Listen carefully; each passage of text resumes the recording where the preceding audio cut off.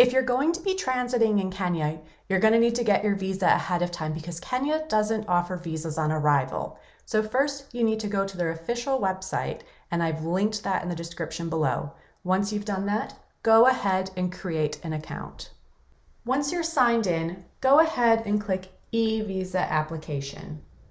The first section is just some important information you need to go over, especially the requirements for your Kenya visa.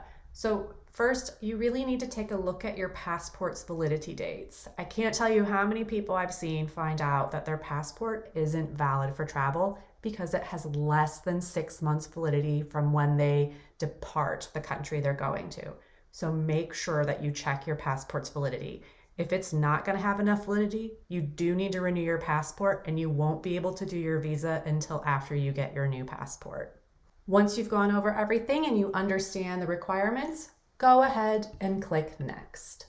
You'll then be taken to this page where you need to select if the e-visa applicant is an adult or a minor. For the purposes of this example, we'll say it's an adult. Then go ahead and click Next. So on this page, they want to know your nationality and residence. So once you've completed that information, go ahead and click Next. On this page, you're going to enter in your passport information. Once you've done that, go ahead and click Next. On this page, they want to know your travel information. Have you ever been to Kenya? Answer yes or no. And are you traveling with a minor? Yes or no.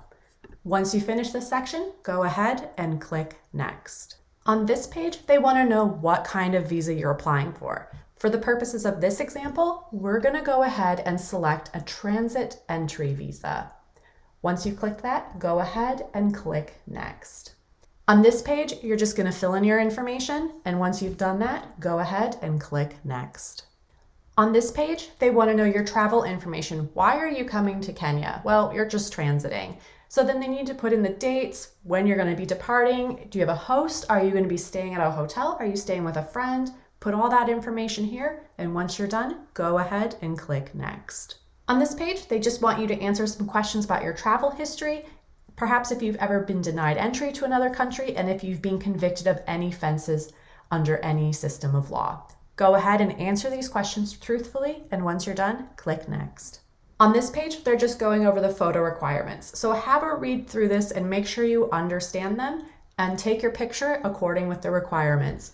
Once you've read and understood, go ahead and click that button and then click Next.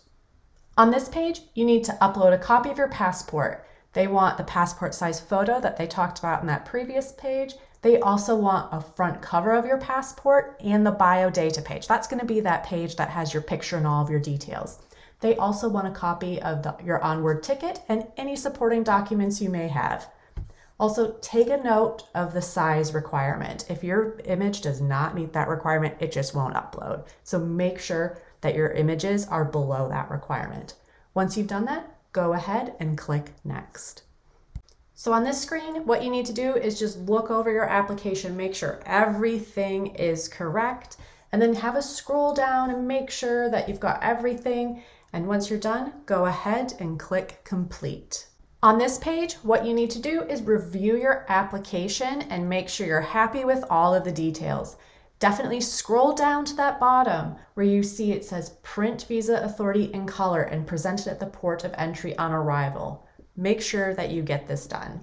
Once you've confirmed that everything is in order, go ahead and click that declaration button and then preview. On this page, you're going to fill in your payment details and then you're going to submit it. Once you pay, your visa application will be submitted and it will take probably about a week. I will say from experience that Kenya visa applications tend to end up in your spam folder. So definitely check there. You can also log back into the system and check the status of your visa application. Make sure you print that copy of your visa and then you're good to go. It's that easy.